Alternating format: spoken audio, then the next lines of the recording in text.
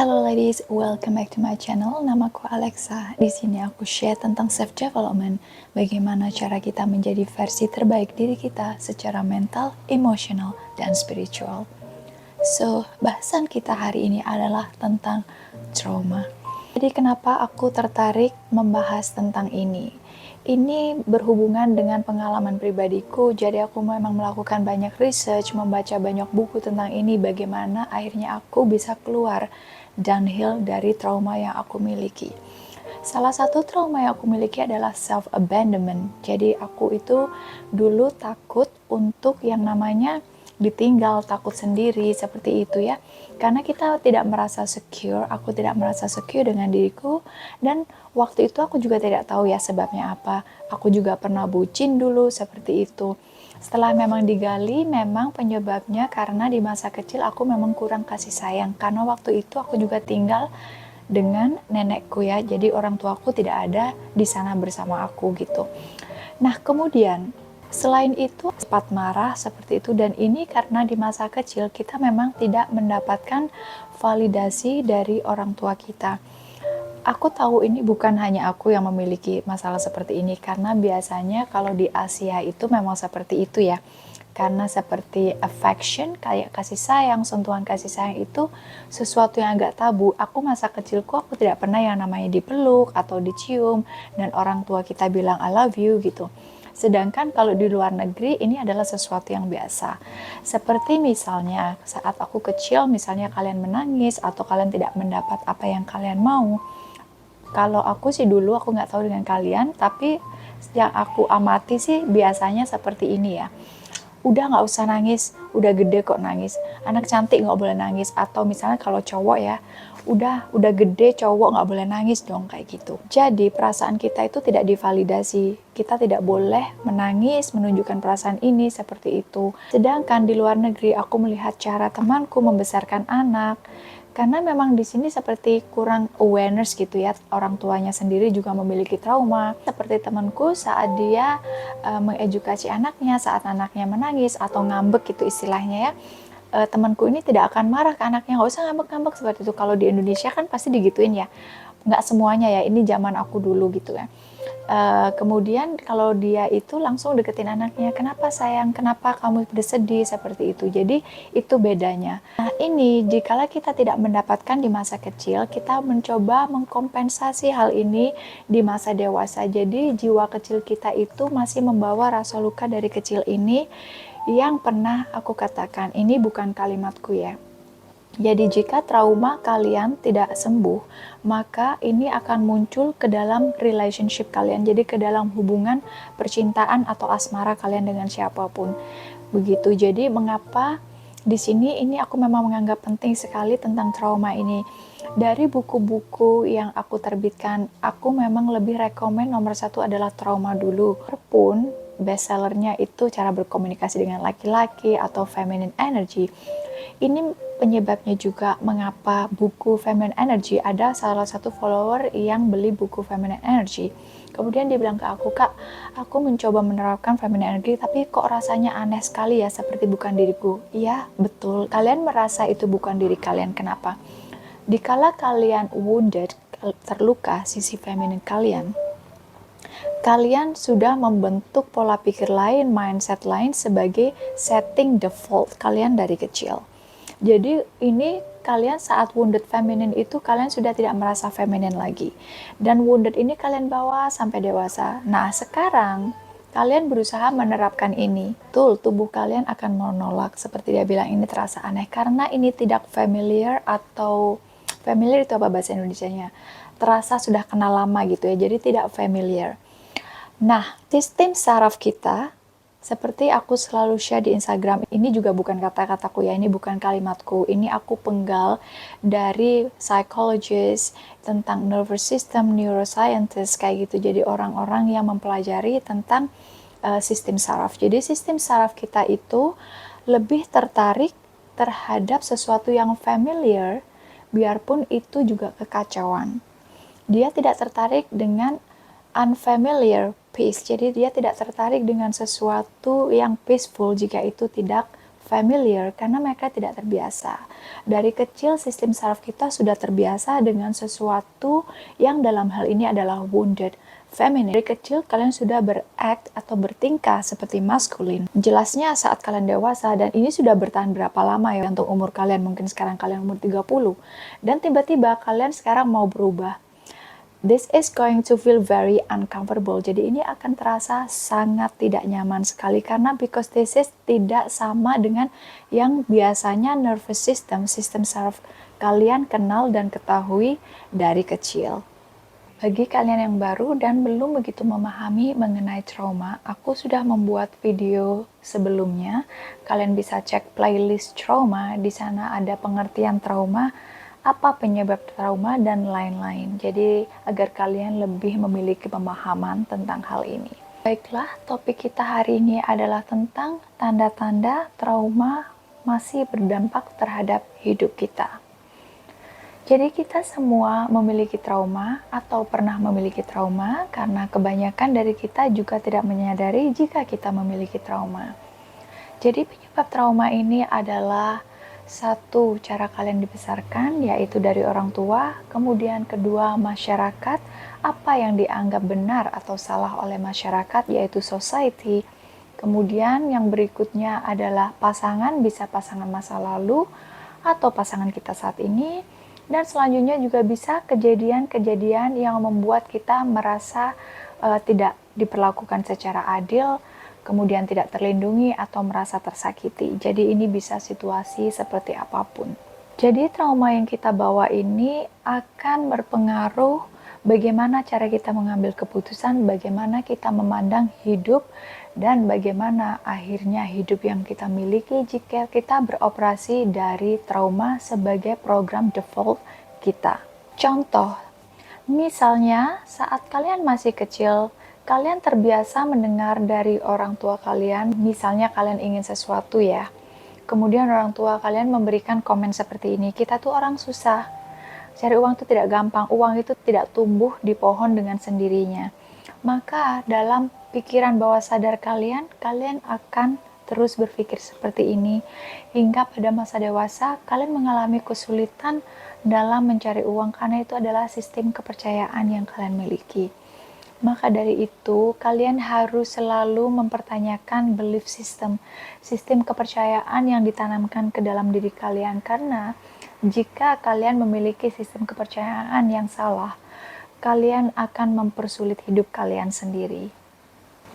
Kebanyakan trauma yang diberikan kepada kita itu karena orang tua kita itu memang tidak memiliki awareness kalau mereka memiliki trauma. Jadi pengetahuan, kepercayaan yang mereka miliki itu sudah turun dari generasi nenek moyang hingga ke kalian.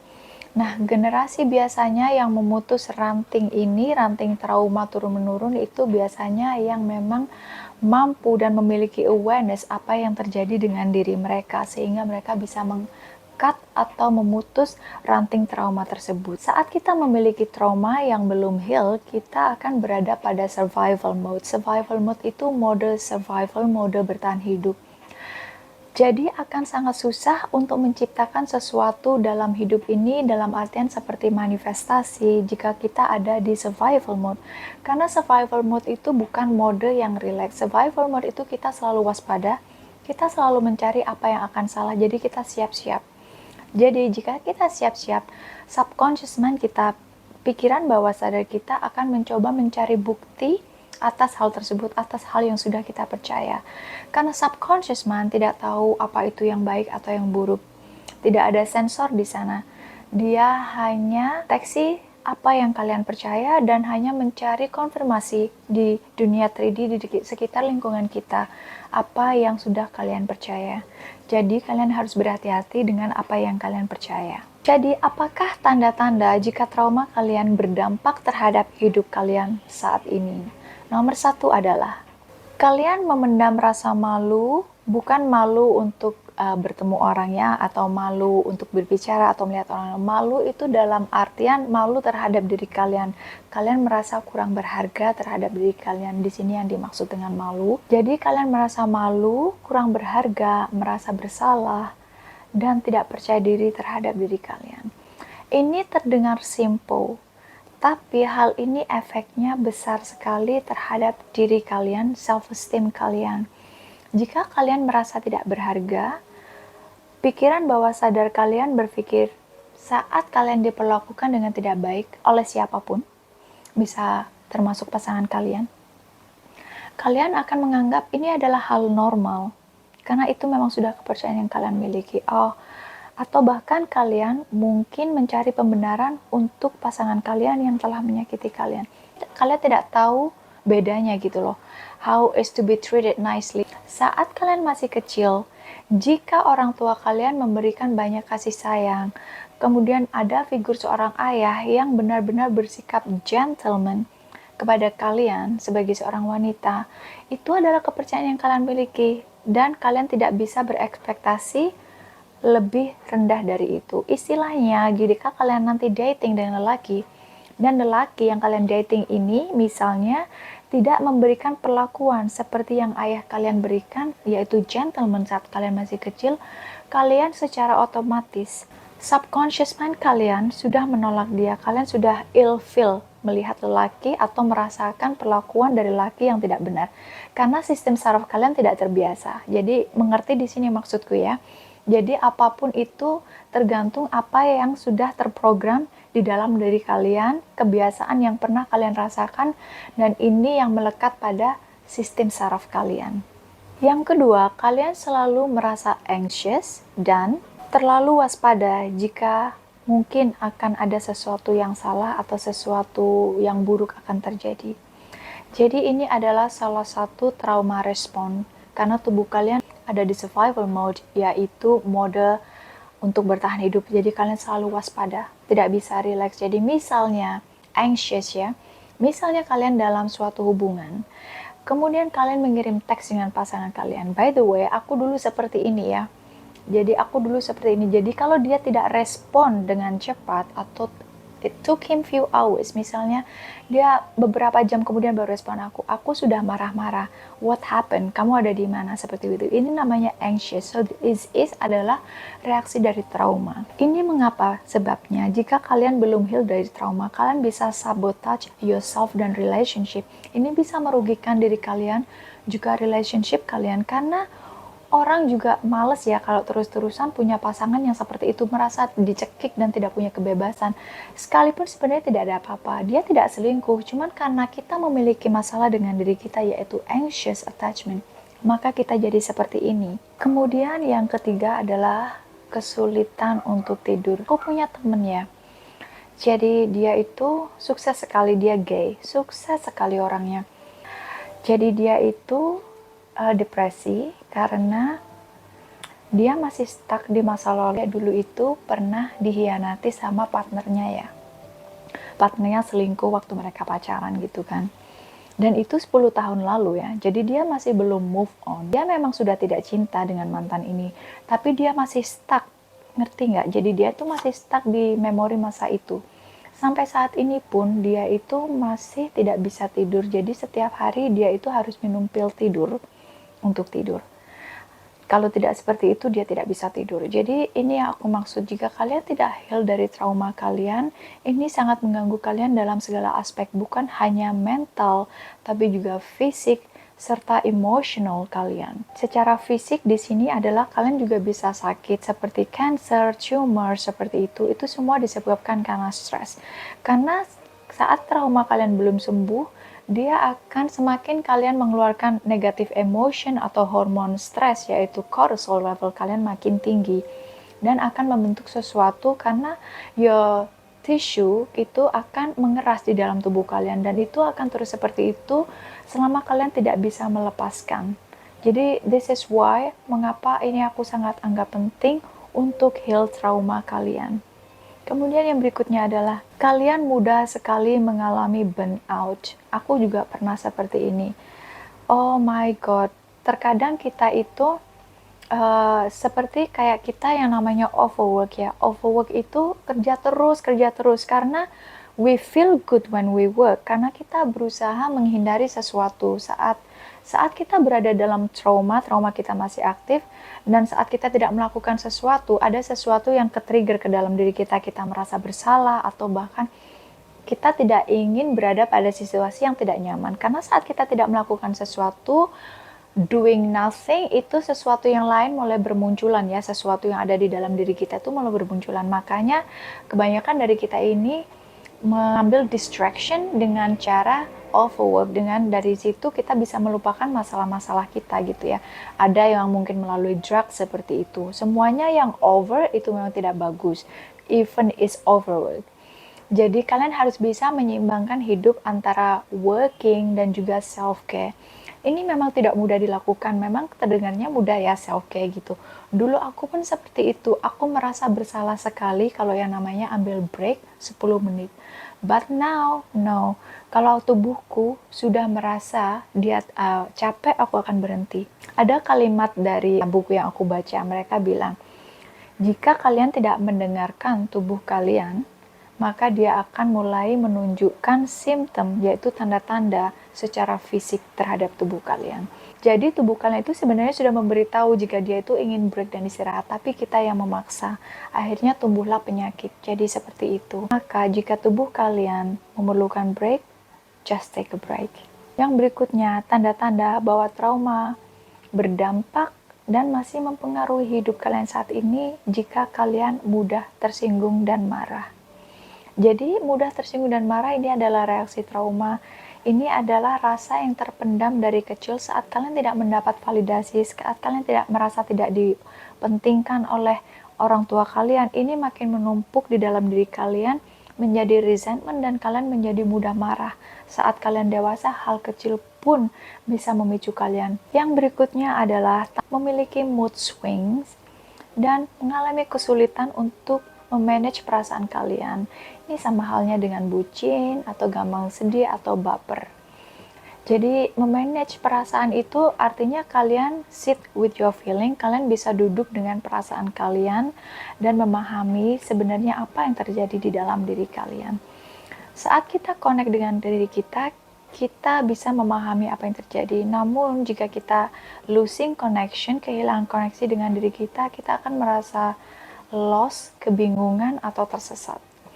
Jadi, aku sekarang memiliki challenge yang sedang aku lakukan sendiri, yaitu untuk bahasa Indonesianya apa ya? To never feel stress again, untuk tidak pernah merasa stres lagi. Gini, saat kita mengalami sesuatu yang tidak kita ekspektasikan, yang tidak baik, atau sesuatu yang membuat kita takut, kaget, itu heart rate, detak jantung kita langsung naik ya, karena aliran darah kita itu mulai slow down. Jadi mereka mengirim sinyal ke dalam otak seperti itu. Jadi semuanya saling berhubungan, kita seperti sensing, merasakan ada bahaya, walaupun itu tidak, karena sistem saraf kita memang sudah terbiasa seperti itu. Kita pertama kali kita mengalami rasa takut. Jadi sekarang itu aku memang sedang melatih diriku untuk selalu tenang in any situation. Ini bukan hal yang mudah, tapi aku masih berusaha. Jadi apapun yang terjadi, aku berusaha agar jantungku tidak berdetak dengan cepat. Jadi caranya itu dengan menarik nafas dengan hitungan 5, kemudian melepaskan dengan hitungan 10.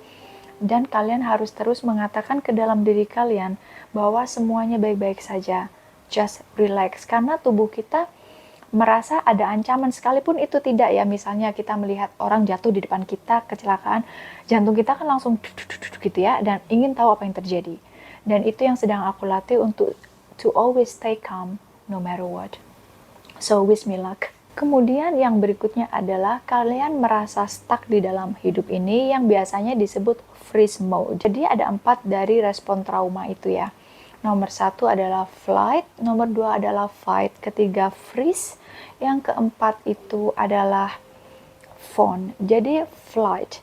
Jika orang masih memiliki trauma, jika mereka dihadapkan dengan sesuatu yang tidak mengenakan atau menyenangkan, mereka akan langsung pergi berusaha menghindar, ya. Kemudian yang kedua adalah fight. Ini yang dulu aku punya. Aku akan berusaha untuk fight atau berargumentasi jika aku mulai yang namanya terpicu. So, ini adalah trauma respon, namanya fight. Yang ketiga adalah freeze. Freeze itu kalian sudah mulai kayak beku gitu ya, terdiam. Jadi kalau kalian dihadapkan dengan sesuatu yang mungkin ini traumatis atau tidak mengenakan, kalian akan langsung beku atau diam. Jadi saat kalian merasa stuck dalam hidup, itu kalian berada di trauma respon yang namanya freeze atau membeku. Kalian bingung arah hidup kalian kemana, seperti itu. This is why kalian perlu heal, kalian perlu mencari tahu apa sih trauma yang ada di dalam diri kalian yang kalian harus atasi. Kalian bisa move on dengan hidup kalian. Kemudian berikutnya adalah biasanya sering juga muncul penyakit fisik yang tanpa ada penjelasan. Ini disebabkan semua adalah dari stres atau trauma yang menghasilkan stres tersebut gitu. Jadi tubuh kita seperti yang tadi aku bilang, jika kita tidak mendengarkan tubuh kita, maka dia akan mulai memunculkan tanda-tanda, karena sebenarnya tubuh kita kan sudah berusaha berkomunikasi, tapi kita tidak mendengar. Jadi dia mencoba mencari perhatian dengan cara lain. Ini mengapa kalian harus selalu connect dengan tubuh kalian. Mungkin kalian ada yang tidak mengerti apa sih artinya connect dengan tubuh kita. Saat kalian connect dengan tubuh kita itu, istilahnya kita itu benar-benar merasakan semua sensasi yang ada di dalam tubuh kita. Ini bisa dilakukan jika kalian mempraktekkan awareness atau mindfulness. Kenapa sih itu penting? Jika kalian baru, mungkin kalian belum memahami apa sih arti awareness dan mindfulness, kalian bisa cek highlight Instagramku, yaitu highlight awareness dan mindfulness. Channelku ini tentang self development, tapi bukan hanya pikiran saja. Bagi aku di sini adalah ketenangan jiwaku, ini juga penting, dan kebahagiaan dari dalam. Jadi ini yang memang aku ingin share kepada kalian semua. Aku ingin kita semua memiliki inner peace, yaitu kebahagiaan di dalam diri. There is nothing outside of us. Tidak ada sesuatu di luar kita yang bisa mengganggu kita. Itu yang aku mau. Kita kembali ke bagaimana caranya kita connect dengan diri kita. Jadi connect itu seperti saat kalian melakukan yoga. Tidak harus yoga, namun aktivitas apapun yang kalian bisa merasakan gerakan atau sensasi di dalam tubuh kalian. Saat kalian melakukan yoga, ini adalah momen dimana bagi aku ya, pikiranku tidak melayang. Because kalian harus tahu, try untuk mencoba keluar dari pikiran kalian sebanyak mungkin. Because ini tidak bagus untuk stuck di dalam pikiran kalian. Inilah gunanya kita praktek awareness dan mindfulness. Karena jika kita tidak hati-hati dengan apa yang kita mainkan di dalam pikiran, kebanyakan secara otomatis ini main sendiri ya. Maka itu yang akan terjadi. Awareness itu adalah seperti kita mengamati apa sih apa di dalam pikiran kita. Karena kadang-kadang aku juga sama ya. Tiba-tiba pikiranku jalan sendiri. Jadi istilahnya pikiran yang menyetir kita, bukan kita yang menyetir pikiran. Jadi kalian harus hati-hati. You have to catch apa yang sedang kalian pikirkan. Tiba-tiba kadang-kadang kalian memikirkan sesuatu yang buruk gitu, oh my god, stop gitu. Jadi ini memang terkadang secara tidak sadar gitu loh. Itu artinya kita tidak conscious, kita tidak aware dengan apa yang terjadi di sini. Kembali ke bagaimana kita connect. Jadi connect itu adalah tadi merasakan sensasi di dalam tubuh kita. Ataupun saat kalian berjalan misalnya ya, grounding itu adalah menetralkan diri kita. Seperti kalian hubungan dengan nature, kalau aku biasanya ke pantai karena itu yang paling dekat dari rumahku. Jadi aku ke pantai, jadi saat kalian ke pantai, kalian benar-benar merasakan sensasi pijakan kaki kalian di pasir, di dalam laut, semuanya. Kemudian merasakan bagaimana sentuhan angin itu ke kulit kalian, itu namanya connect with yourself. Saat kalian bisa connect dengan diri kalian, kalian akan mampu mendengarkan diri kalian. Kebanyakan dari kita, aku pun juga terkadang tidak bisa mendengarkan diriku. Jadi di dalam diri kita itu ada sesuatu yang lebih tinggi dari kita. Itu namanya your higher self. Jadi bagian diri kalian yang lebih tinggi. Jadi biasanya kalau kalian minta petunjuk, biasanya suara kecil muncul. Namun jika kalian tidak connect dengan diri kalian, kalian tidak mampu untuk mendengarkan semua ini. Karena di sini kalian bising, dia ramai, jadi kalian tidak mampu mendengarkan kata hati kalian yang kecil. Seperti itu. Jadi inilah pentingnya meditasi seperti itu. Ini memberi petunjuk apa yang harus dilakukan. Ini sebagai insting. Jika ada sesuatu yang salah, dia akan memberitahukan kalian. Cuman yaitu tadi, jika kalian stuck di dalam pikiran terlalu banyak hal di sini, kalian tidak bisa mendengarkan diri kalian sendiri. Baiklah ladies, jadi banyak hal yang menjadi dampak negatif dari trauma jika kalian belum heal. Ini bisa berupa mental, fisik. Jadi banyak juga penyakit fisik yang tumbuh dari trauma ini. Jadi ini mengapa aku selalu tekankan untuk dealing dengan trauma kalian terlebih dahulu sebelum apapun. Jadi kalian bisa memulai diri kalian fresh, baru, dengan lembaran baru, and then you can attract sesuatu yang sehat and the right person into your life. Jadi ladies, itulah tentang topik kita hari ini. Berikutnya aku masih akan membahas mengenai trauma. So, thank you for watching. See you in the next video.